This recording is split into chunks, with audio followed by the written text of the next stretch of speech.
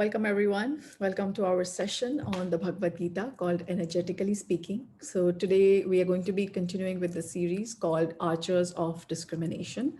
And today we're going to be talking about Uttamojas. Okay, so let's get started.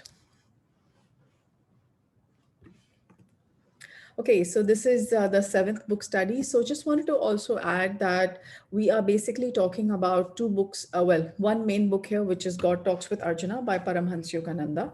And the second book highlighted here is the one by Master Chokok Sui called Chakras and Their Functions. Although Master Chokok Sui has written many, many books, and periodically we refer to his books to help us to understand the Bhagavad Gita from the energy level. And that's why this series is called Energetically Speaking through Pranic Healing. Okay, so let's get going.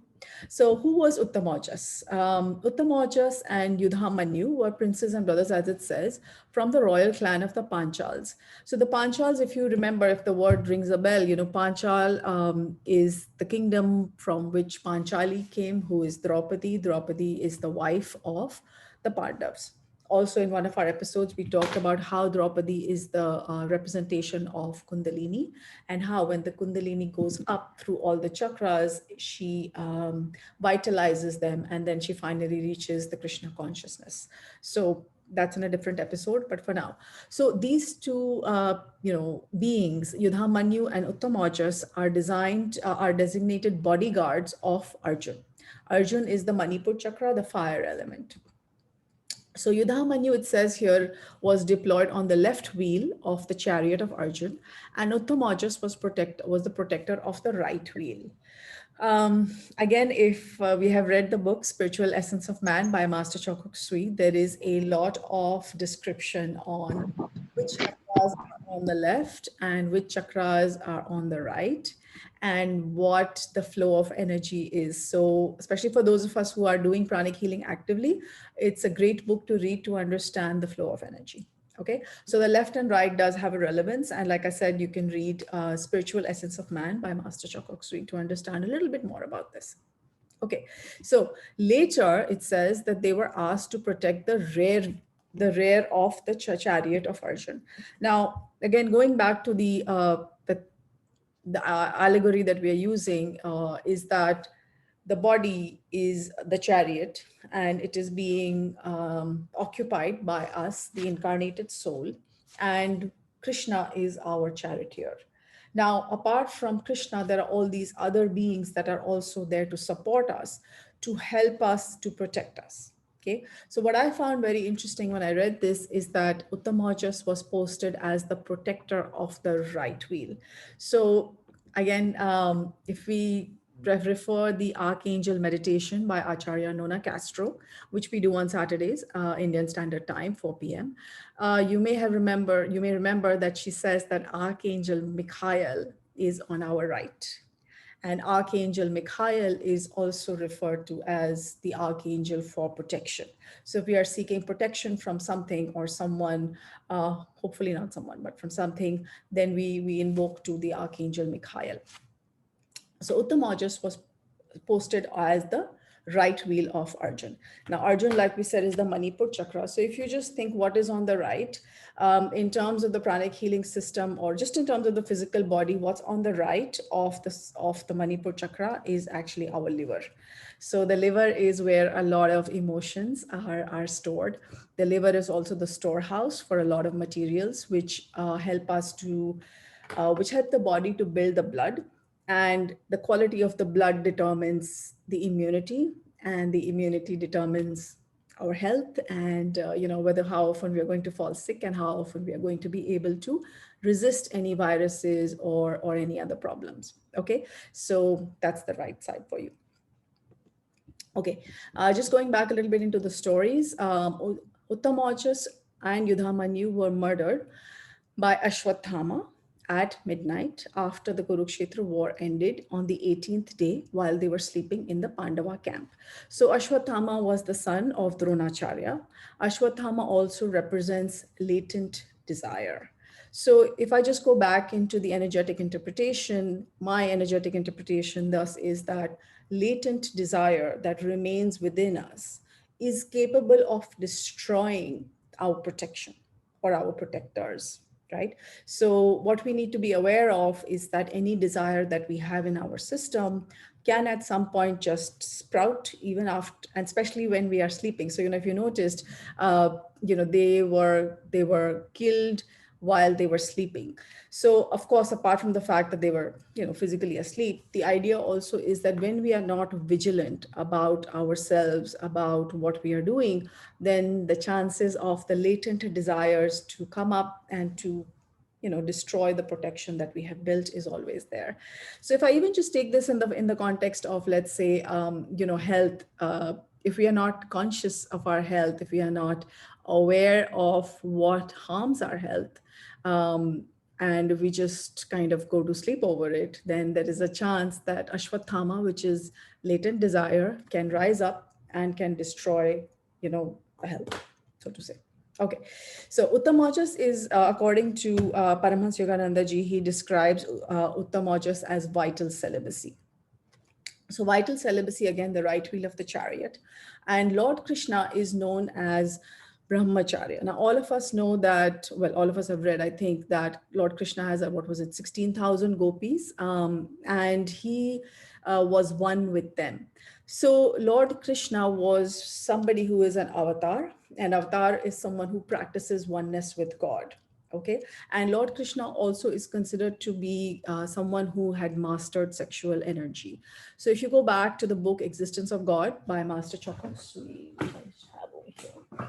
you go back to this book Existence of God by Master Choksui, he talks about how Lord Krishna is basically one who is he has mastered sexual energy. Okay, so the question is, what do we, okay, so it says here, Lord Krishna was the avatar during the period of Taurus and Scorpio. He symbolizes the mastery of sexual energy. This is on page 148.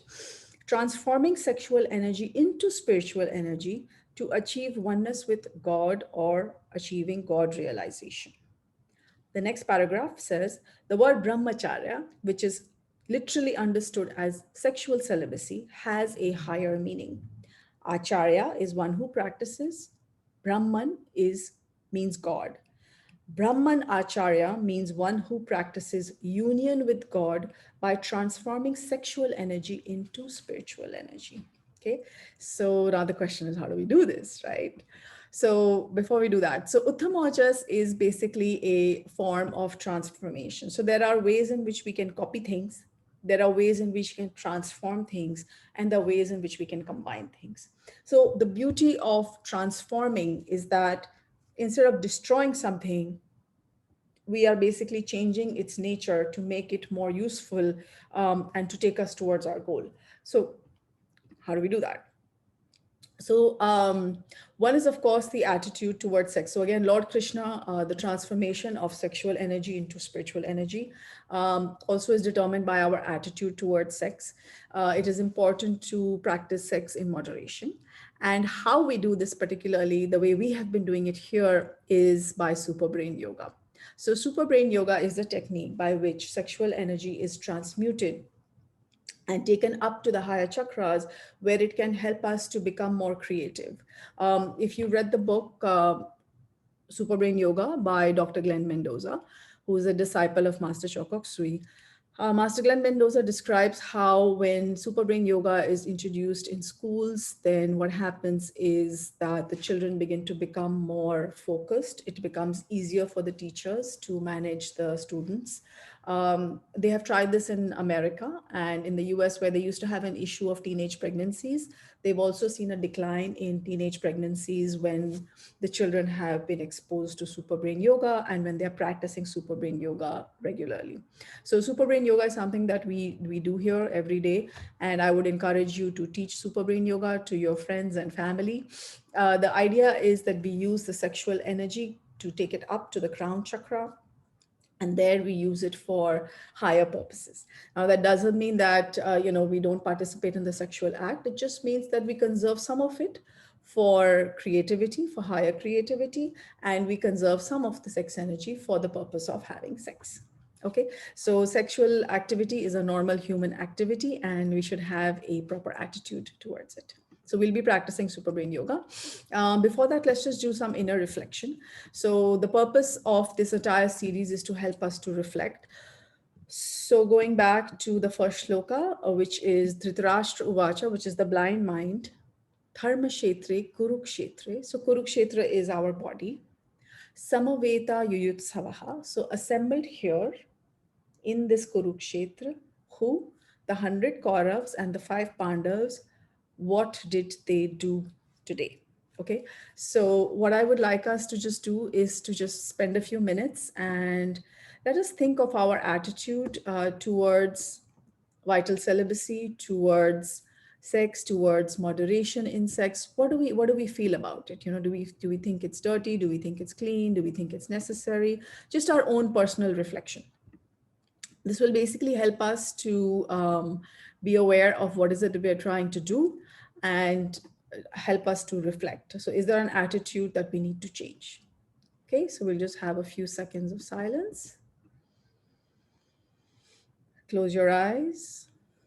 Reflect on the chakras, on our vices, on our virtues. What did they do today?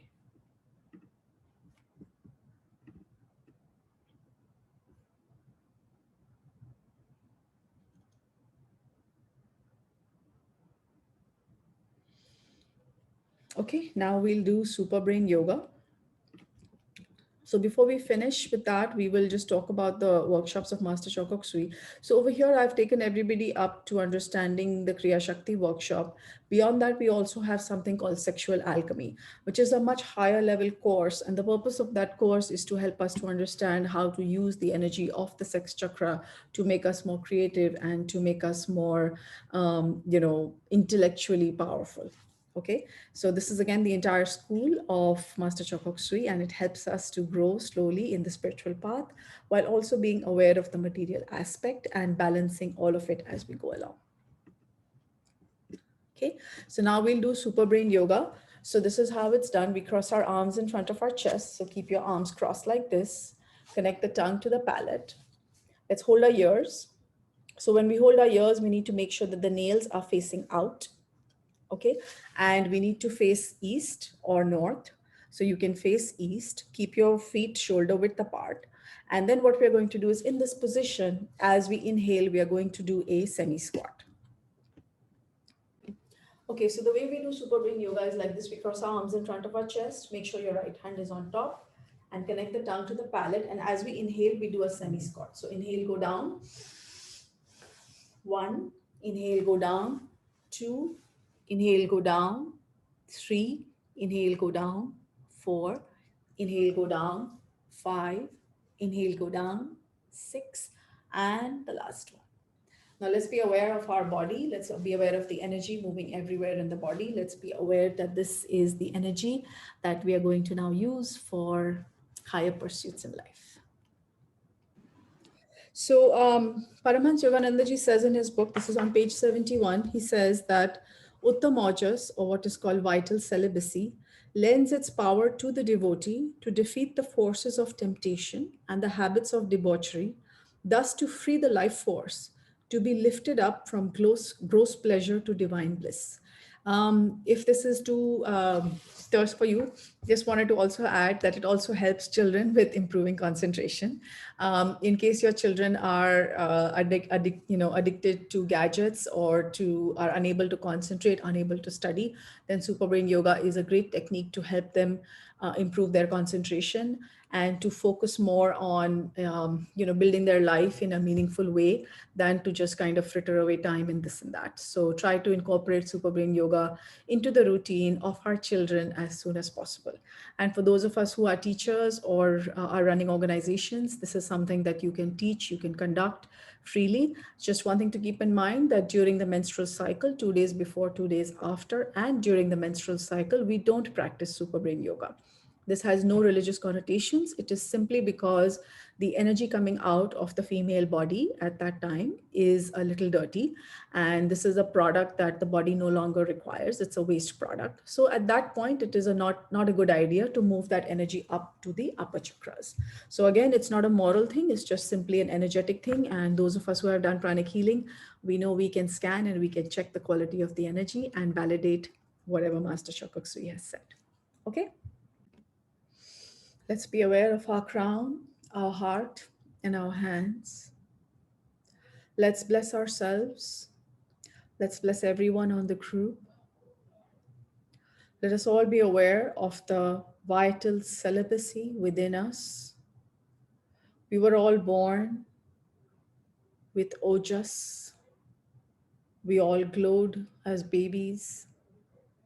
And let us use the techniques of pranic healing to help ourselves to glow again, to use the energy of creation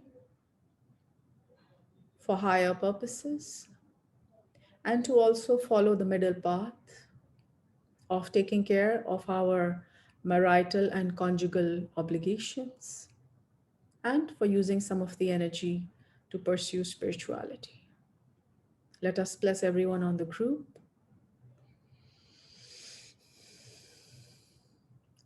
Let's bless our targets. Let's bless the targets of everyone on the group, all financial targets.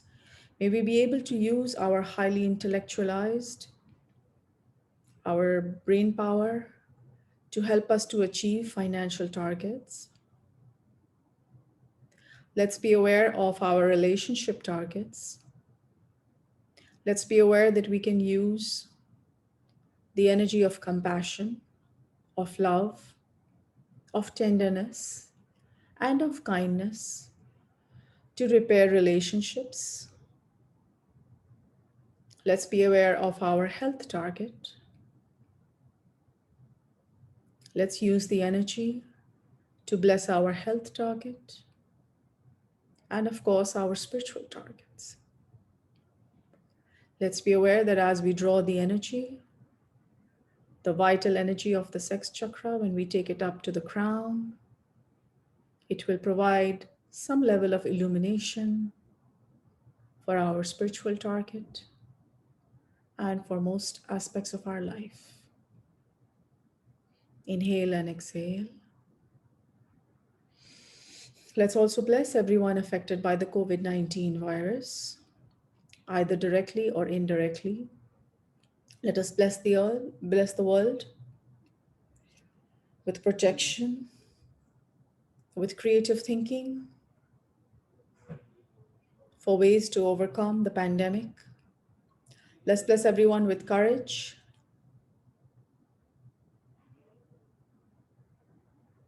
Let's bless our homes, everyone in our homes with divine protection of the being called Uttamaojas, situated on the right side. Archangel Michael is also on the right side. Let's bless everyone with protection.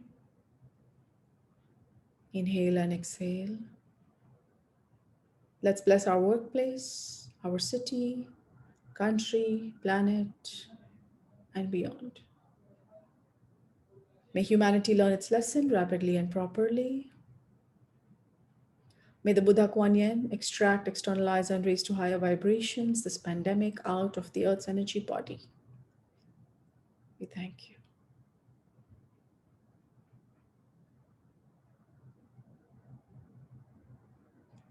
Let's take a few seconds to bless anything else that we'd like to.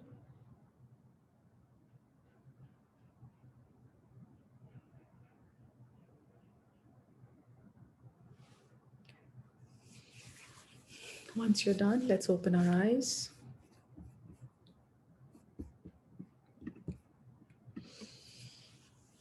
Let's massage our face, our scalp, neck, shoulders, arms, chest, liver and spleen, kidneys at the back, the hips, the thighs, the knees, going all the way down.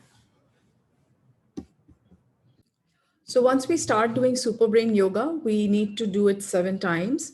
If you like, you can also do it 14 times or 21 times. And of course, getting a copy of the book, Super Brain Yoga by Dr. Glenn Mendoza, will be a very useful thing for us to understand in more detail about how Super Brain Yoga works and what exactly it can do. Okay, so get yourself a copy. And otherwise, do practice Super Brain Yoga, teach your children. If you're a teacher, you can teach it to your classroom and you can see what kind of a difference it makes.